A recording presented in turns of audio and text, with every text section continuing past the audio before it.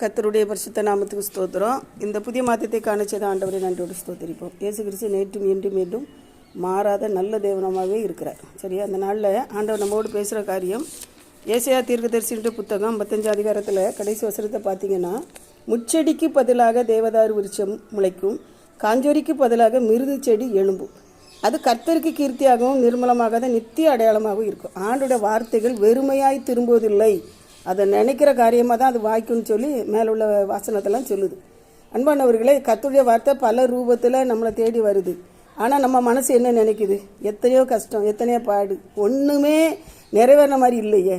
இல்லை அன்பானவர்களே, கர்த்தருடைய பிள்ளையோட வாழ்க்கையில் சலிப்புக்கு மட்டும் இடம் கொடுக்கவே கூடாது. ஒரு நாளும் அந்த சலிப்புக்கோ அந்த ஒரு எரிச்சலுக்கோ அந்த ஒருவேளை மன உளைச்சலுக்கோ நம்ம இடம் கொடுத்தா அது நமக்கு தான் மேலும் மேலும் நஷ்டம். கொஞ்சம் யோசிச்சு பார்த்தீங்கன்னா, நல்லவனுக்கு எப்படியோ அதே மாதிரி கெட்டவனுக்கு நடக்கும், துன்மார்க்கனுக்கு எப்படியோ அது நீதிமானுக்கு நடக்கும். உண்மைதான். ஆனால் ரெண்டு பேருக்கு என்ன வித்தியாசம் தெரியுமா? கர்த்தருடைய பிள்ளைகளுக்கு நம்ம எத்தனை பாடு வந்தாலும் அவர் கொடுக்குற ஒரு வேறுபட்ட ஒரு சமாதானம் ஒன்று நம்ம உள்ளத்தில் இருக்குது. பார்த்துருக்கீங்களா? எப்படியா நம்மளை எழுந்து ஓட வைக்குது பார்த்தீங்களா?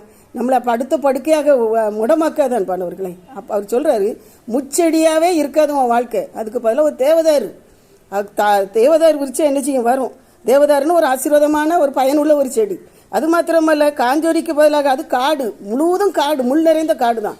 அதுக்கு பதிலாக உனக்கு வந்து மிருது செடி எழும்பும். இதை நீங்களும் நானும் நம்பணும். கண்டிப்பாக கர்த்தருடைய வார்த்தை பொய் சொல்லாதுங்க. அதுக்கு நீங்களும் நானும் செய்ய வேண்டிய காரியம் என்ன தெரியுமா? கர்த்தரை கண்டடையத்தக்க சமயத்தில் தேடுங்க, அவரை நோக்கி கூப்பிடுங்க. ரெண்டும் செஞ்சால் மட்டும் போதாது. இன்றைக்கி தேடுறோம் கூப்பிடுறோம் சரி, ஆனால் நம்முடைய வழிகள் எப்படி இருக்குது, நம்முடைய சிந்தனைகள் எப்படி இருக்குது, அதை ஆராய்ஞ்சு பாருங்கள்.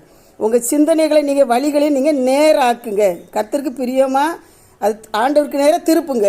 உங்கள் சிந்தனை வழிகளெல்லாம் அவருக்கு பிரியமாக இருக்கட்டும். அன்பானவர்களே, அன்புக்கு நிபந்தனை கிடையாது. இயேசு கிறிஸ்து இந்த உலகத்தில் உள்ள 8000 கோடி மக்களையும் நேசிக்கிறார். அன்புக்கு நிபந்தனை இல்லை, ஆசீர்வாதத்துக்கு நிபந்தனை உண்டு. இப்படி செஞ்சால் உனக்கு ஆசீர்வாதம். அப்படி என்றால் ஆண்டவரை நோக்கி பார்ப்போம், ஆண்டவர்கிட்ட திரும்புவோம். இப்படி செஞ்சுட்டேன், தப்பு பண்ணிட்டேன், இன்னும் தப்பு பண்ணிக்கிட்டே தான் இருக்கேன், சிலது எனக்கு தப்புனே தெரியலை, என் பாருக்கு சரியாது, அதெல்லாம் தூக்கி தூர போட்டுட்டு உங்கள் சிந்தை எனக்கு தாங்கப்பா, முட்கள் போன்ற அந்த வாழ்க்கையை எடுத்து போடுங்கன்னு சொல்லுவோம். ஒரு அருமையான முதலாளி தோட்டத்தை பார்க்குறாரு, ஒன்றும் விளைச்சல் இல்லை, அந்த வயலை விதைக்காமே போட்டுட்டாரு. வேலைக்காரன் பார்க்கான், ஏன் அதை விதைக்காமல் போட்டுட்டீங்க? அதாவது காடு மேடுமாக கிடக்கும், முள்ளாக கிடக்கும், ஒரு பிரயோஜனம் இல்லை. இல்லையா, ஏன்ட்ட தாங்க. எங்களுக்கு வந்து பைபிளில் ஒரு வசனம் சொல்லுது, தரிசு நிலத்தை பண்படுத்துங்கள், முட்களுக்கு பதிலாக மிருது செடியெலாம் முளைக்கின்றிருக்கு. நான் பண்படுத்தி காட்டுறேன். சரி சரி போப்பான்னாரு. ஆமணக்கு செடியை விதைச்சான், முட்களெல்லாம் ஓரளவு அப்புறப்படுத்தப்பட்டான், ஆனால் முழுசாக அப்புறப்படுத்த முடியலை. ஆமணக்கு செடியை விதைச்சான், அவரி செடியில் விதைச்சான், நல்ல அருமையாக பலன் இருந்துச்சு. காலப்போக்கில் அந்த முட்செடி தானாக மறைச்சி போச்சு.